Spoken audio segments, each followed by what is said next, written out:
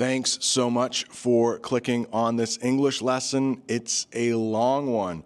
You're going to see an English lesson about Donald Trump, becoming president, the 47th president. He is our president again.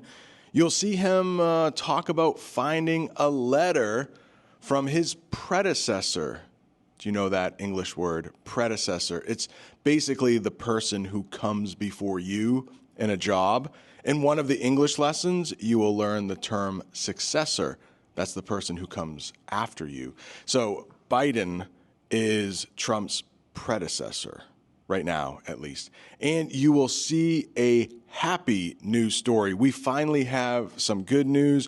3 hostages were released by Hamas and were able to go back to their homes in Israel. So if that sounds like fun to you, an hour of English lessons are coming your way. After 15 months of death and destruction, it finally looks like there is some good news coming out of Gaza. Some people are allowed to go back to their families. We have 3 hostages being released by Hamas, hundreds of Palestinian refugees being released by Israel. Good news coming to a region that needed it so badly. In today's English lesson, we will look at a news clip about 3 hostages leaving Gaza and returning home to their families in Israel. In this lesson, you will learn at least 23 advanced terms, English idioms, and of course, those pesky English phrasal verbs. This lesson is perfect for anyone studying for the IELTS or TOEFL exam,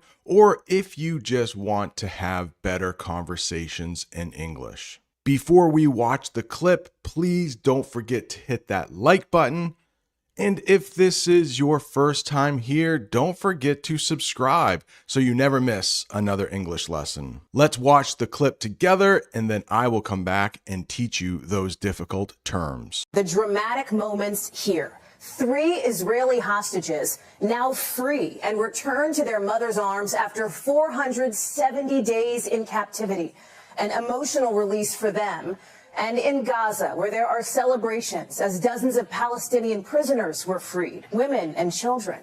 These scenes marking the beginning of this new ceasefire deal and the end, for now, to the fighting that has killed tens of thousands of people and triggered a massive humanitarian crisis in Gaza. For each of these terms, I will have a picture. I will have the official definition, and I will use it in a sentence to help you understand. This first one is dramatic, and that means very exciting or full of action. The release of the hostages was a dramatic moment for their families. Take a look at that picture. It looks like that couple might be watching a movie. Here is a sentence using dramatic, but it has nothing to do with the hostages. The movie had a dramatic ending that surprised everyone. The newscast talked about the hostages being able to go back into their mother's arms. Let's talk about what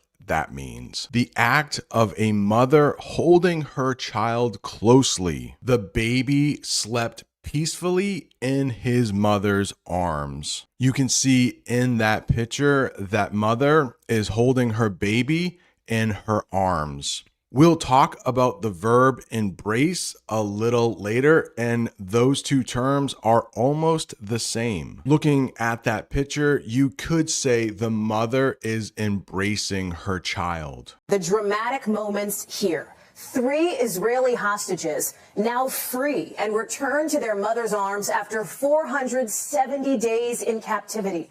An emotional release for them. And in Gaza, where there are celebrations as dozens of Palestinian prisoners were freed, women and children.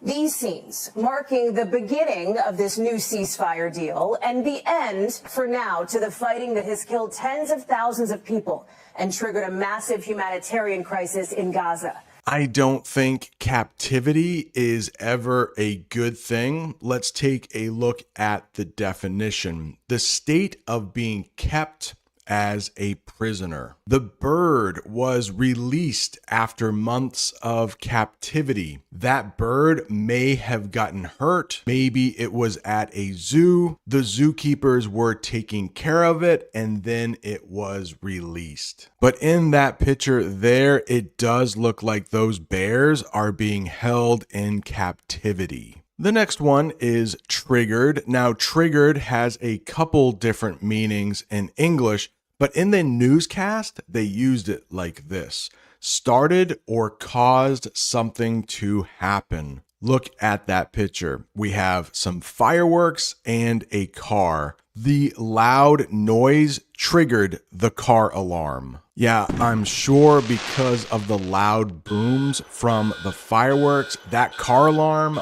went off. There is an English phrasal verb for you, and it probably annoyed all of the neighbors around that car. Please let me take a quick moment to let you know that I do offer channel memberships. There are over 100 bonus English lessons. I release a new one each week. This latest one talks about where I will be traveling in 2025. Who knows? It might be to a country you live in. I will be visiting 2 foreign countries in 2025. If you would like more information on becoming a channel member, check the comments section. There you will see a link. The dramatic moments here. 3 Israeli hostages now free and returned to their mother's arms after 470 days in captivity. An emotional release for them. And in Gaza, where there are celebrations as dozens of Palestinian prisoners were freed, women and children. These scenes marking the beginning of this new ceasefire deal and the end, for now, to the fighting that has killed tens of thousands of people and triggered a massive humanitarian crisis in Gaza. It is not clear how long this tentative truce will hold, but what you're seeing here, it's a critical step. Raf Sanchez is live outside the hospital where those now former hostages are being treated. But we begin with our Richard Engel in Jerusalem.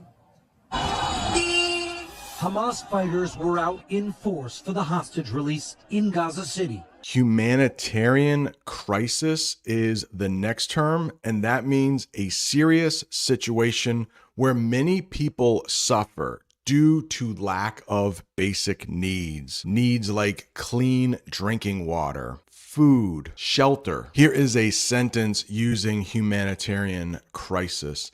The earthquake caused a humanitarian crisis, leaving many without homes. These scenes marking the beginning of this new ceasefire deal and the end, for now, to the fighting that has killed tens of thousands of people and triggered a massive humanitarian crisis in Gaza.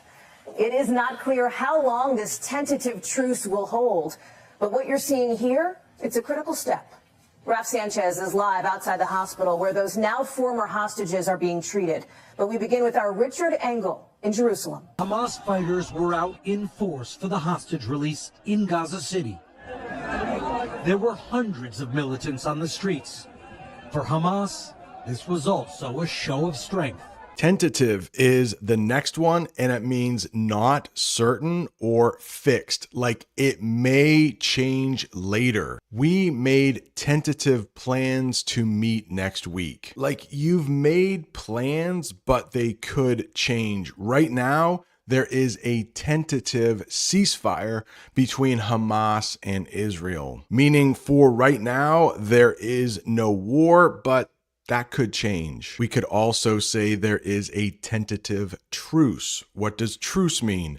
An agreement to stop fighting for a time. Like it's temporary. It will last for a short time. It is not yet permanent. Permanent means lasting forever. Hopefully, permanent peace can come to the region of Gaza. The siblings, that means brothers and sisters, the siblings called a truce and stopped arguing. Next, we have out in force.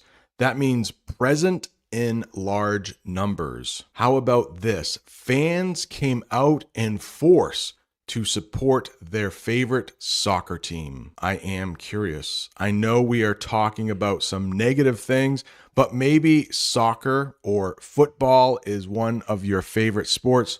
I'm curious.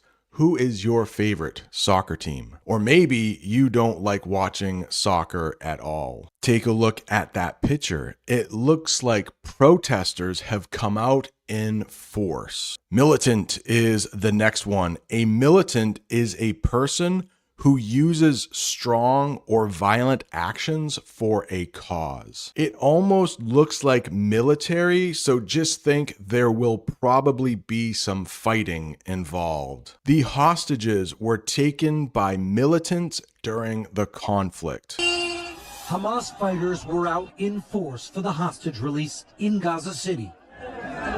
There were hundreds of militants on the streets. For Hamas, this was also a show of strength. Then the Red Cross, the designated intermediary, arrived, their convoy approaching slowly. How about this one? Maybe the most difficult one to say in this entire lesson. Designated intermediary. Designated intermediary. What is that?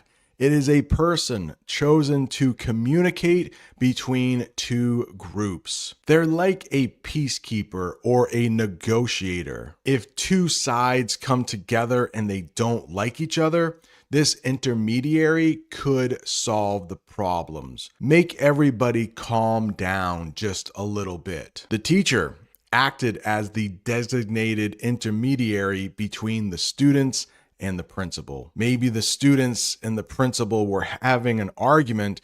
The teacher can come in and like, hey, chill out. Let's solve this problem together. A convoy is a group of vehicles traveling together for protection. The president's convoy moved through the city streets. A lot of cars, vehicles in a row to protect the president. Then the Red Cross, the designated intermediary, arrived, their convoy approaching slowly.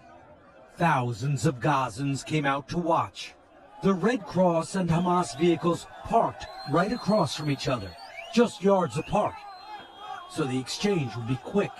No parading of the hostages out in the open. Here is an English phrasal verb, parading around. You might hear that, and it means walking or moving around to show something off. It's usually not a good thing if somebody is parading around. This sentence is pretty good though. The children were parading in their costumes during the festival. Yeah, they want everyone to see their costumes. That is a good thing. But take a look at this picture. The boy in the middle has a new toy. He might be parading it around the classroom. And take a look behind him. There are a lot of people who are unhappy. He might be saying to everyone, oh, look at my new toy. Don't you just love it? Why don't you have a toy? Luckily, the hostages were not paraded around the streets. They were quickly whisked into another van. Whisked. Is that a new word for you? It just means to do something very quickly. Like if someone is whisked away, they are moved to a different location very quickly. The Red Cross and Hamas vehicles parked right across from each other, just yards apart. So the exchange would be quick. No parading of the hostages out in the open. Hamas released its own video of the handover. The women were transferred to the Red Cross vehicles. Then they were driven into Israel and received by security forces, free and safe at last. And after 15 months, their mothers and other family members were on hand to embrace them. To have on hand means to have something available or ready. Last night, we got a snowstorm. We did a little shopping before the snowstorm so we could have some extra food on hand, just in case we couldn't get to the store. Let's look at a sentence. We should have extra food on hand for the snowstorm. Look at that picture. It doesn't look like that person has any money on hand. And after 15 months, their mothers and other family members were on hand to embrace them. Embrace is just another way to say to hug someone warmly. The friends embraced after not seeing each other for years. And after 15 months, their mothers and other family members were on hand to embrace them. Roni Gonin, kidnapped from the Nova Music Festival, where 364 people were killed. Daron Steinbrecher, a veterinary nurse, kidnapped from Kfar Aza, a kibbutz near Gaza. And Emily Damari, British-Israeli, kidnapped from the same kibbutz. Veterinary is the next one, related to animal health and care. This one is usually used as an adjective describing something. She took her dog to the veterinary clinic for a checkup. But a veterinarian is a person. It's a doctor for animals. She really liked the way the veterinarian treated her dog. They also mention a kibbutz in the newscast. Let's talk about what that is. A community in Israel where people live and work together, often on a farm, but not always. And kibbutz comes from the language that we call in English Hebrew. Some hostages were taken from a kibbutz near the border. In Tel Aviv, thousands came to what's become known as Hostage Square to watch it all unfold live on a big screen. And word has just come that they are now safely inside Israel. Romy, Daron, and Emily. Everyone here knows them by their first name. Many people consider them almost like members of their own families. There were tears and celebrations. But no one said it's over as long as dozens of hostages remain captive in Gaza. To watch something all unfold means to see events happen step by step. The world watched it all unfold on the news. In the picture, it looks like those scientists are watching that science experiment unfold. In Tel Aviv, thousands came to what's become known as Hostage Square to watch it all unfold live on a big screen. And word has just come that they are now safely inside Israel. Romy, Daron, and Emily. Everyone here knows them by their first name. Many people consider them almost like members of their own families. There were tears and celebrations. But no one said it's over as long as dozens of hostages remain captive in Gaza. We want all of them to come back. We want all of them to be here, and just like it's our mission. In Gaza, for the first time in 15 months, Israeli strikes have stopped. As part of the deal, aid trucks flowed in. The next English phrasal verb we have is flowed in. It means came in steadily and continuously, like not stopping. Humanitarian aid flowed into Gaza as soon as the ceasefire began. And we have something called Black Friday here in the United States. I think I have done an English lesson on it, but you can see on Black Friday, customers will flow into the mall like all day long. So much is needed. Gaza is in ruins. Richard Engel is joining us now from Jerusalem. And Richard, at least 2 American citizens are expected to be among those released at some point. What's the timeline on that? Well, under the deal, Hamas is to release at least 3 hostages per week, starting with women and children. So it could be a few more weeks. Hallie.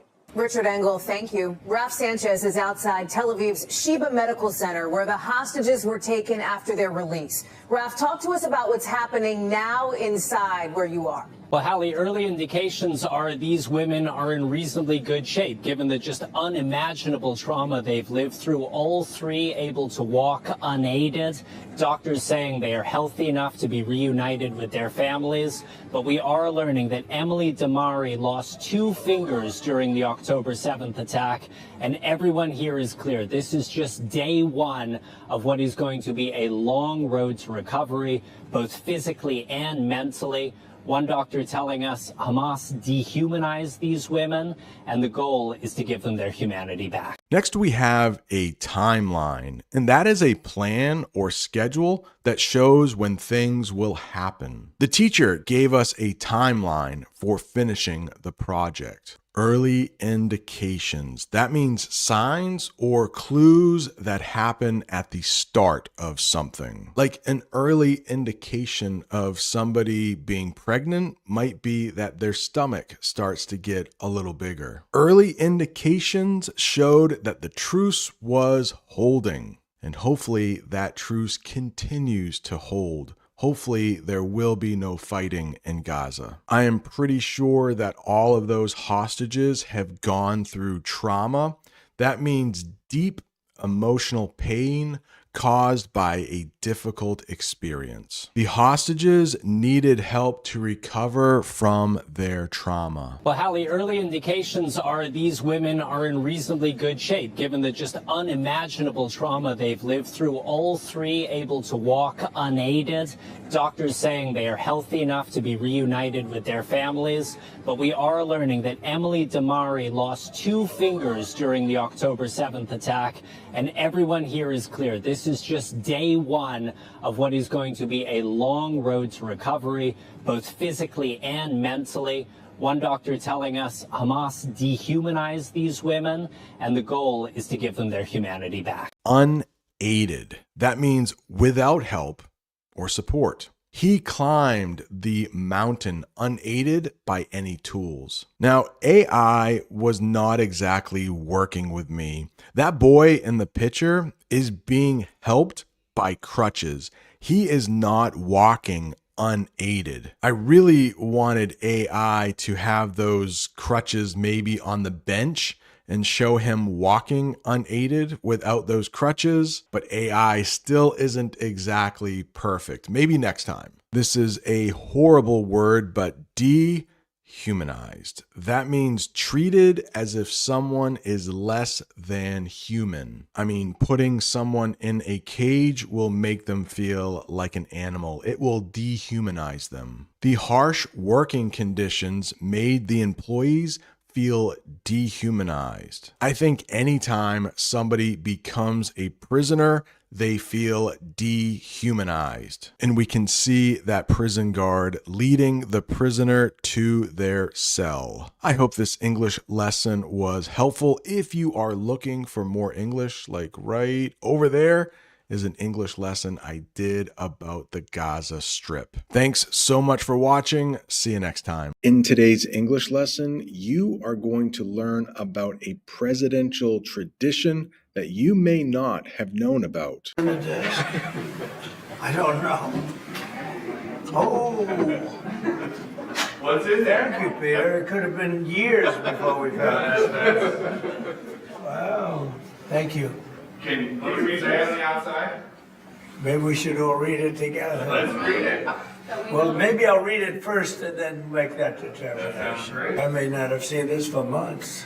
Right now, I am filming this in my classroom. All of the students have gone home, and I have a little extra time. In today's English lesson, we will watch a news clip together, and then I will come back and teach all of the difficult vocabulary, all of those English idioms, and of course, those pesky English phrasal verbs. You will learn words like successor, pomp, and circumstance. You will learn what an all-out blitz is. You will learn what an executive order is. You will learn learn what birthright citizenship means. We need to talk about January 6th. How about this English phrasal verb, handed down? We will discuss the ban on TikTok. We will talk about the president's office, which is called the Oval Office. We will talk about a letter that was left for President Trump in the Resolute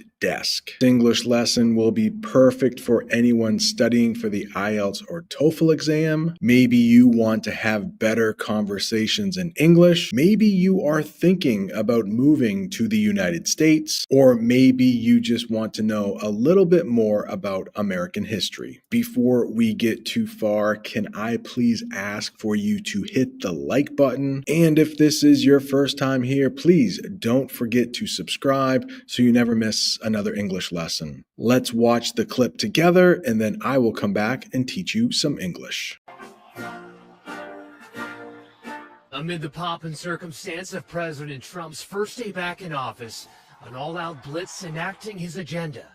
This is a hell of a day we're having, right? Trump signing an avalanche of executive actions. It includes declaring a national emergency at the southern border, ending birthright citizenship, requiring the government to recognize only two genders, and pardoning defendants charged in the January 6th attack of the Capitol. For each of the terms we discussed today, I will have a picture for you. I will have the official definition, and I will use it in a sentence. Successor is the first one. Successor. It means a person who takes over a job or position after someone else. Joe Biden was Donald Trump's successor as president. We had Donald Trump as president, and then Joe Biden took over. And just yesterday, Joe Biden left the White House. Donald Trump took back over. How about this sentence? But now Trump is Joe Biden's successor. The news report mentioned pomp and circumstance. Let's talk about what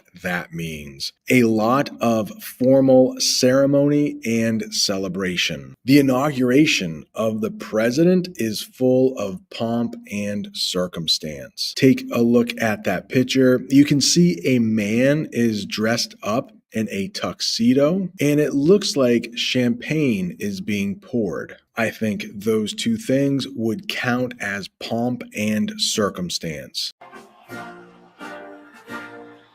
Amid the pomp and circumstance of President Trump's first day back in office, an all-out blitz enacting his agenda.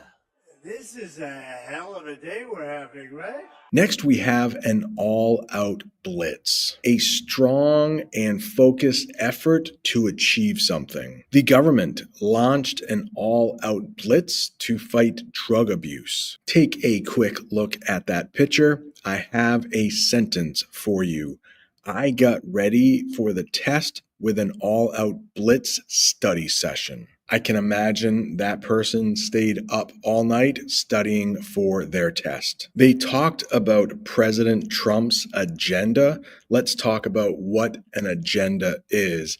A list of things to be done or goals to achieve. The president's agenda includes improving the economy and immigration. A boss might have an agenda for the meeting. It's basically a list of things they want to accomplish before the end of the meeting. Amid the pomp and circumstance of President Trump's first day back in office, an all-out blitz enacting his agenda. This is a hell of a day we're having, right? Trump signing an avalanche of executive actions. It includes declaring a national emergency at the southern border, ending birthright citizenship, requiring the government to recognize only two genders, and pardoning defendants charged in the January 6th attack of the Capitol. Next, we have avalanche. In the news clip, it is used as an idiom, but a real avalanche is when you have a mountain with a lot of snow and all of that snow starts to tumble down that mountain. It can be pretty dangerous. But if you use it as an idiom, the definition might be more like this.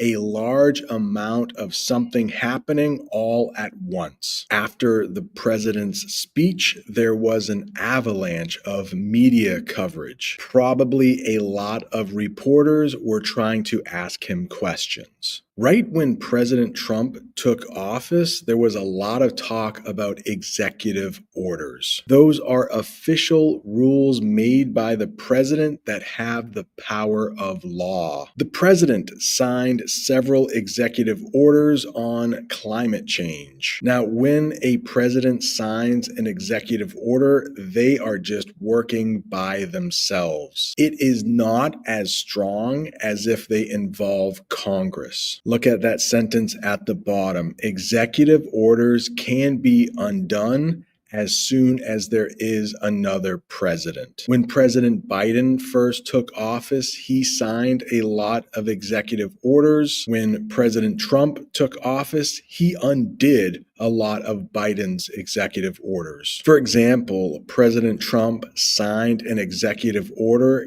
getting rid of birthright citizenship. Let's talk about what that means. The right to be a citizen of a country if you were born there. In the US, people born on American soil have birthright citizenship. We have an amendment in our Constitution that is very powerful, way more powerful than an executive order. So I'm sure the courts will be challenging that executive order. It might get changed pretty soon. But in the United States, even if your parents aren't American citizens, but the baby is born in the United States, they automatically become a citizen. I'm at home now editing this video, and some recent news has stated that 18 states have already filed a lawsuit challenging the executive order that President Trump signed yesterday, having to deal with birthright citizenship. So there is a really good chance that the Supreme Court will have to hear this case. It should be interesting, and if any further news comes out, I'll let you know. President Trump also said, according to the federal government, there are only two genders. That means the concept that there are only two biological sexes, male and female. The school taught about the idea of two genders in health class. It is a controversial topic. I don't want to talk too much about it. I guess let's just move on from this one. Trump signing an avalanche of executive actions. It includes declaring a national emergency at the southern border, ending birthright citizenship, requiring the government to recognize only two genders, and pardoning defendants charged in the January 6th attack at the Capitol.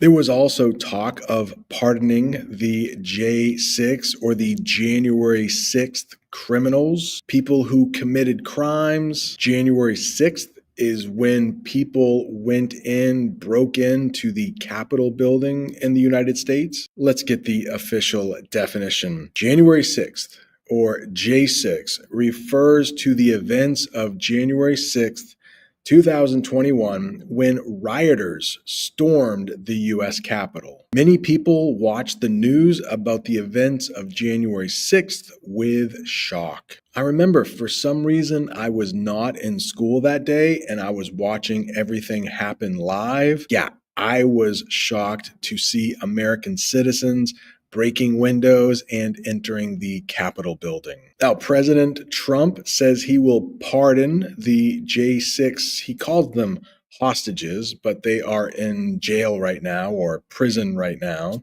A pardon is when a government forgives someone for their crime and removes their punishment. So now that President Trump has pardoned the people involved in January 6th, they will be getting out of jail soon. Did you also see in the last 15 minutes of President Biden's presidency, he pardoned like a lot of members of his family? Let's look at a sentence that uses pardon. The president gave a pardon to the man, so he did not have to go to jail. I recently did an English lesson about President Biden pardoning his son. I will leave a link to that at the end of this English lesson. And pardoning defendants charged in the January 6th attack at the Capitol. So this is January 6th. These are the hostages. Approximately 1,500 for a pardon. Trump also saying he will order a 25% tariff on goods coming from Mexico and Canada starting February 1st. Experts warning the added tax could get handed down to Americans, raising prices at the store. Tariffs have been big news in the United States. That is a tax on goods brought into a country. So any goods coming from Canada or Mexico will now have a 25% tax. Americans will have to pay extra to get goods from Canada and Mexico. The government placed a tariff on imported steel to protect local businesses. It's designed so Americans will buy more things made in the United States. We have an English phrasal verb here, handed down, passed from one person or generation to another. The Resolute Desk. We will talk more about this desk in a minute. The Resolute Desk was handed down through several presidents. In the picture, it looks like one brother is handing down clothes to another brother. Maybe the older brother cannot wear the clothes anymore. They are too small, so he is giving them to his little brother. My brother is younger than me, so he often got my hand-me-down clothes. Clothes that are handed down to a younger sibling or a younger cousin might be called hand-me-downs. Trump also saying he will order a 25% tariff on goods coming from Mexico and Canada starting February 1st. Experts warning the added tax could get handed down to Americans, raising prices at the store. We're thinking in terms of 25% on Mexico and Canada because they're allowing vast numbers of people. Canada's a very bad abuser also. Vast numbers of people to come in and fentanyl to come in. They mention fentanyl. Let's talk about what fentanyl is. A very strong and dangerous drug used to relieve pain. But some people will take too much fentanyl and it could kill them. The rise in fentanyl overdoses has become a major health crisis. When you take too much of a drug, it is called an overdose. Trump signing an executive order to delay the ban on TikTok for 75 days in hopes of giving the app's Chinese owner enough time to sell off its U.S. assets. Wow. Thank you.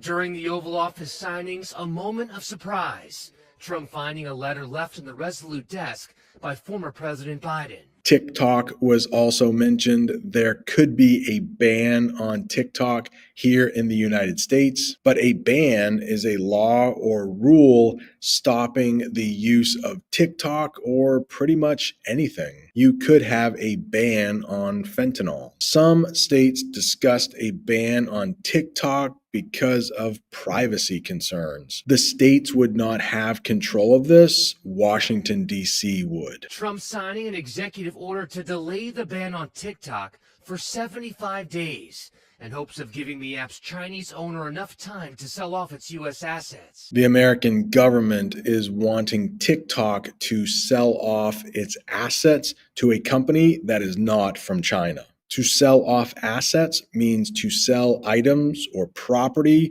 usually for financial reasons. This is not for financial reasons, it's for security reasons. Some people in the American government are worried that the Chinese government would be stealing information from American citizens. The company that owns TikTok, ByteDance, needs to sell off assets to a company that is not Chinese. Oh, thank you.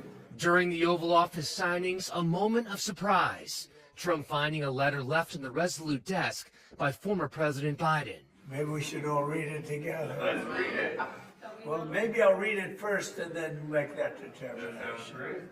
the Oval Office. We saw President Trump signing executive orders in the Oval Office. It is simply the president's office in the White House. The president met world leaders in the Oval Office. President Biden left a letter to President Trump in the Resolute Desk. First, let's talk about what the Resolute Desk is. It's a large, historic desk in the Oval Office used by the president. The president signed the new law at the Resolute Desk. Now, resolute has a meaning in English, and it means when you promise to do something and never stop trying. She was resolute in her decision to learn English, no matter how hard it was. And the first time a letter was left for an incoming president was back in 1989. Ronald Reagan left a letter in the Resolute Desk to his vice president, George H.W. Bush, who was just elected president. The first president to receive the Resolute Desk was a president named Rutherford B. Hayes. Yeah, I'm not kidding. His name was Rutherford B. Hayes. And it comes from a ship, a British ship called the HMS Resolute. The British were using that ship to explore the Arctic. It got stuck in ice, and eventually an American ship helped free the Resolute. Some of the wood from that ship was made into that desk. Queen Victoria gave President Hayes that desk in 1880. President John F. Kennedy was the first president to put the Resolute Desk in the Oval Office. Thank you. During the Oval Office signings, a moment of surprise. Trump finding a letter left in the Resolute Desk by former President Biden. Maybe we should all read it together. Let's read it. Well, maybe I'll read it first and then make that determination. And we are already seeing lawsuits challenging Trump's move to end birthright citizenship in a lawsuit filed overnight. It calls the order flagrantly illegal and an attempt to redefine a right enshrined in the very fabric of our country. In the news clip, they also mention flagrant. Let's talk about what flagrant means. Clearly wrong or offensive. The politician's flagrant disregard for the rules caused outrage. And I do have a picture of a basketball game for flagrant because a really bad foul in basketball is called a flagrant foul. Take a look at that basketball player. He is basically slapping the other player in the face. It is clearly wrong. Congratulations on making it to the end of another English lesson. If you are looking for more English, right there is a lesson I did about President Biden pardoning his son. Thanks so much for watching. See you next time. Welcome back to another English lesson. In today's English lesson, we are going to talk about how you can watch President Trump becoming president in English. This lesson will be great for anyone studying for the IELTS or TOEFL exam, if you want to have better English conversations, or maybe you want to become an American citizen. We will go over at least 20 terms to help you achieve your goal. This is not the first time Trump has been sworn in as president. We'll talk more about that English phrasal verb in a second, but it is going to be big news here in the United States in just a couple days. We will go over terms like inauguration, oath of office. We will talk about who the Chief Justice is and why they are important. We will talk about the First Lady. We will talk about what it means to transition. We have to talk a little bit about the Constitution. Of course, we will talk about some of the important dignitaries. And of course, that phrasal verb I mentioned earlier, sworn in. If that sounds useful to you, please don't forget to hit that like button so other English learners will be able to find the lesson. Subscribe so you never miss another English lesson, and let's get started. Let's talk about this first one, inauguration. For each of these terms, I will have a picture I will have the official definition and I will use it in a sentence. Inauguration, that is a noun. That is what you will be watching. And it is a ceremony where someone officially becomes president. The inauguration of the president takes place in Washington, D.C. And we will talk about what building it takes place in just a second. The person who wants to become president needs to take the oath of office. Let's talk about what that means. It is a promise made by the president to do their job honestly and follow the law. We'll talk about what that law is a little bit later. During the inauguration, the president takes the oath of office. And usually what happens during the oath of office is that the president will place their left hand on a holy book, maybe the Bible, and then they will raise their right hand, just like that person is doing in the picture. If we go back to the picture for inauguration, there is a hand that looks like it might be on some holy book. Most men choose to put their hand on the Bible, but there have been 2 times when presidents did not put their hand on the Bible. Our 6th president, John Quincy Adams, did not put his hand on the Bible.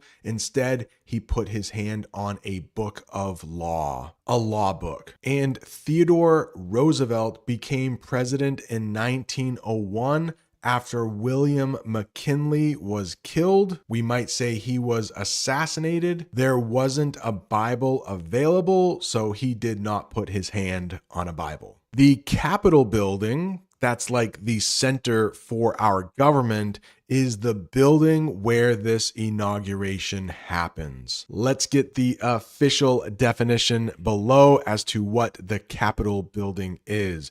The Capitol building in Washington, D.C., where Congress meets. The inauguration ceremony happens near the Capitol, and it usually happens outside, but guess what? This time will be different. Breaking news just moments ago, a source confirming to Fox News that President-elect Trump and Vice President-elect J.D. Vance will be sworn in indoors at Monday's inauguration. I believe this is only the second time this has happened. The last time it happened was 1985 with none other than Ronald Reagan. I, Ronald Reagan, do solemnly swear that I will faithfully execute the office of President of the United States. The office of President of the United States. There are dangerously cold temperatures that are moving into the region, and it will be the coldest inauguration in 40 years. I asked my best friend, ChatGPT, how many times has the inauguration happened inside? They told me once in John Moreau's 2nd inauguration. Yeah, so if a president gets elected to another term, remember each term is 4 years and presidents can only serve for 2 terms. But every time a president gets elected again, even if it's the same president, they have another inauguration. So James Monroe's 2nd inauguration was held inside. Looks like there was a snowstorm that day. William Howard Taft's inauguration, he only served 1 term, but there was a blizzard or a really bad snowstorm. Ronald Reagan, back in 1985, really cold temperatures. In the newscast, they only knew about this other one. And of course, Monday's inauguration will happen inside because it's just simply too cold to do it outside. We need to talk about the Chief Justice of the Supreme Court because they play an important role in the inauguration. But the Chief Justice is the leader of the Supreme Court who swears in the president. He is the person that says, "Repeat after me." He will say some words and then the president will repeat what he says. The Chief Justice will ask the president to repeat the oath. And the current Chief Justice is a guy named John Roberts. Let's learn a little bit more about him. Chief Justice John Roberts became the 17th Chief Justice of the United States on September 29th, 2005, after being nominated by President George W. Bush. Maybe we should talk a little bit about that. We have our 47th president coming up, Donald Trump, but we've only had 17 chief justices. Why is that? Well, as we will read in just a little bit, when a judge is appointed to the Supreme Court, they serve for life. Presidents can serve for up to 8 years. Senators are elected for 6-year terms, but justices or judges on the Supreme Court will serve for life, or until they retire. He was born on January 27th, 1955, making him 69 years old now. Chief Justices serve for life or until they choose to retire, so there is no set end date for his time on the court. There is a really good chance there will be a first lady at a presidential inauguration. What is a first lady? Well, simply the wife of the president. The first lady stands next to the president during the inauguration. And in green there is Melania Trump. She will become first lady on Monday, January 20th. Again,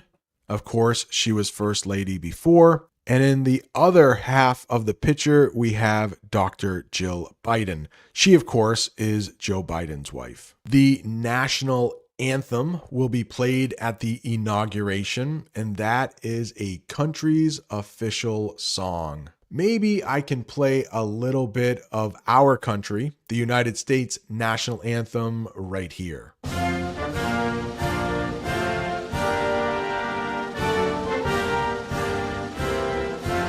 Everyone stands to sing the national anthem at the ceremony. And in the United States, a lot of people will put their right hand over their heart when the national anthem is played. Not always, but a lot of people do. And if you are wearing a hat, it is respectful to take your hat off during the national anthem. Please let me know in the comments, which country are you watching this English lesson from, and do you like your national anthem? I happen to really like mine, and when it is played very well, I honestly will sometimes get a little tear in my eye. Of course, the newly elected president will have to give a speech.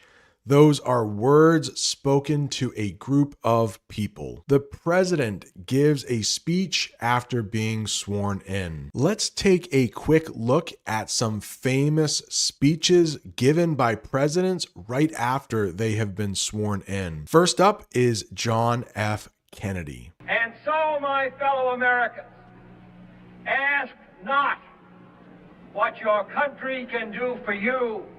Ask what you can do for your country.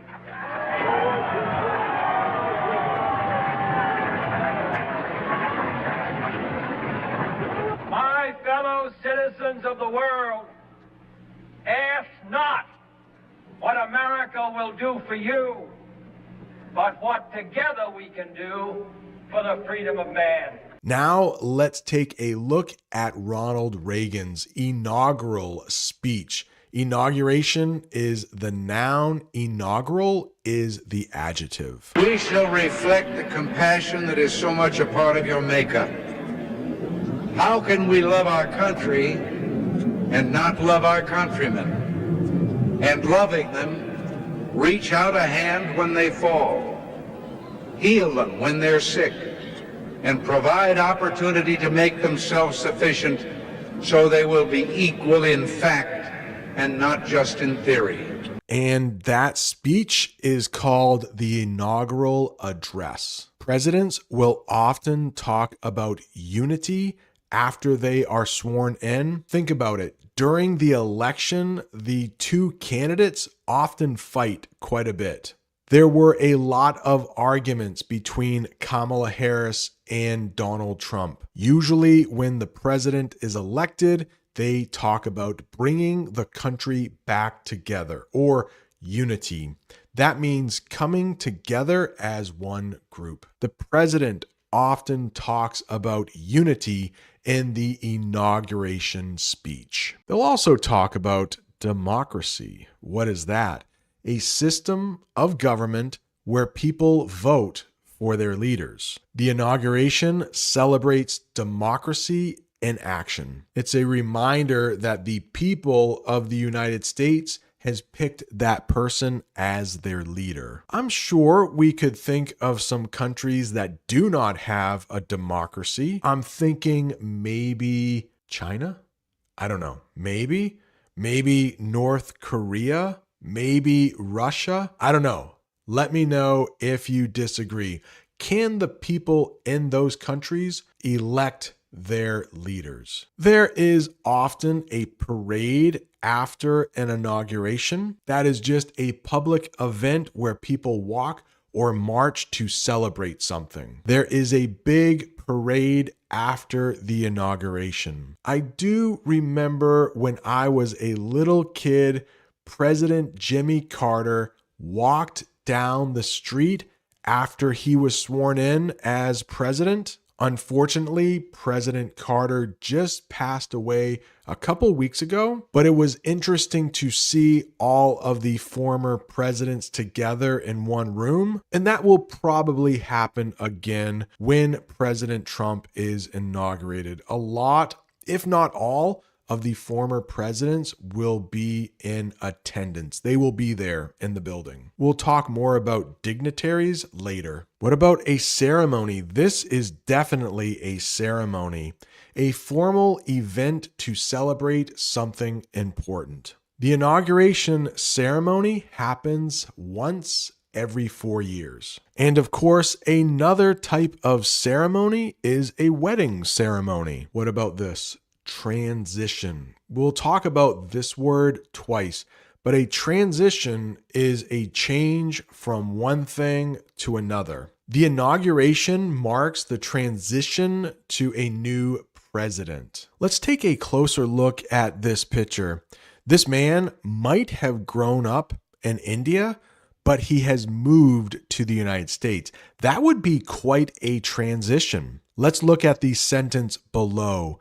He had a difficult transition moving from India to the United States. Maybe a different language, definitely a different culture, maybe some different food, maybe a different job. It could be quite a difficult transition. I must mention the Constitution when talking about the presidential inauguration. This is the law that the president promises to follow. Our Constitution is the set of laws that guide our country. The president promises to protect the Constitution. Maybe I should do a series of English lessons on the Constitution. We have something called the First Amendment, which gives us the freedom of speech and like 4 other very important freedoms. The Second Amendment allows Americans to own guns. If that sounds like something you would like, let me know in the comments. Earlier, we talked about transition, but now let's talk about tradition, something that people have done for a long time. The inauguration is an American tradition. Do you know what else is a tradition in the United States? Celebrating Thanksgiving. We do it every November. I think I have an English lesson or 2 on this channel about Thanksgiving. Okay, so let's get into what dignitaries mean, because there will probably be a lot of dignitaries in attendance. These are important or famous people at an event. Many dignitaries attend the inauguration ceremony. Elon Musk will be there. Who is Elon Musk? The CEO or boss at Tesla and SpaceX. He gave $200 million to elect Trump. Musk will help Trump over the next 4 years. I have done an English lesson on what Elon Musk will do for President Trump. I will leave a link to that at the end of this one. Jeff Bezos will also be there. He is the founder of Amazon. Those last two men are very rich. And guess what? This next one is also very rich. Mark Zuckerberg, Meta's CEO. Do you know Meta? Like Facebook, Instagram, WhatsApp. Meta's CEO will not only attend the inauguration, but also host a black tie ball in Trump's honor. And a ball is just like another way to say a very fancy party. Xi Jinping, the president of China, will not be there, but he was invited. Xi Jinping, the Chinese president, received a personal invitation from Trump. However, he declined the offer and is expected to send his vice president instead. Viktor Orban, he is the head of state in Hungary. Let's talk a little bit more about him. The Hungarian prime minister has been invited to the inauguration, reflecting Trump's outreach to various global leaders. I think Trump and Viktor Orban are pretty good friends. You may have heard of this guy, Barack Obama. He was the center of attention for 2 inaugurations. He was elected president twice. The former president will attend the inauguration, keeping with the tradition of peaceful transitions of power. We'll talk more about that peaceful transition of power in just a minute. Do you know who will not be there? A former first lady, Barack Obama's wife, Michelle Obama. The former first lady will not attend the inauguration. Some people think she is doing this because she doesn't like Trump. She did not attend former President Carter's funeral. I am not saying this, but some people are saying she and Barack Obama are not getting along. I've seen some news reports about that. I don't believe it. I don't think there is enough evidence to say that. I think it's more likely that she does not like President Trump. Going back to these dignitaries, all of the former presidents and their wives, including Joe and Jill Biden, will be in attendance. Let's talk a little bit more about this picture. On the left is a man named George H.W. Bush. He was once our president. Unfortunately, he has passed away. Next to him is Barack Obama. In the middle is George W. Bush. He is the son of George H.W. Bush. Next to him is Bill Clinton, another former president. And all the way on the other side is a man named Jimmy Carter. Yes, a former president. Unfortunately, he passed away just a couple weeks ago at the age of 100. Here we have an English phrasal verb, sworn in. That means officially start a new job after taking an oath. The president is sworn in during the inauguration. Now, we talked about transition before. This is very much the same.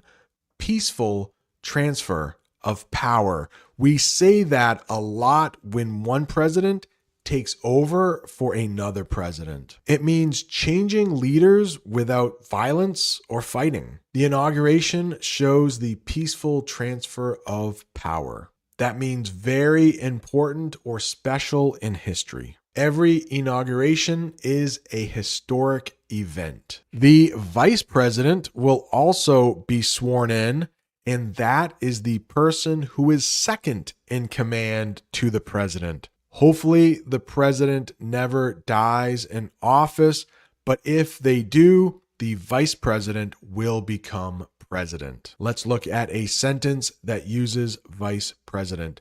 The vice president also takes an oath during the inauguration. And our new vice president's name is J.D. Vance. When the president is officially sworn in, yes, he is president, but he also becomes commander-in-chief. And that is the president's role as the leader of the military. After the inauguration, the president becomes commander-in-chief. Yeah, so hopefully the United States does not go to war while President Trump is president, but if we do, he will be the leader of the military. Now, he can't officially declare war.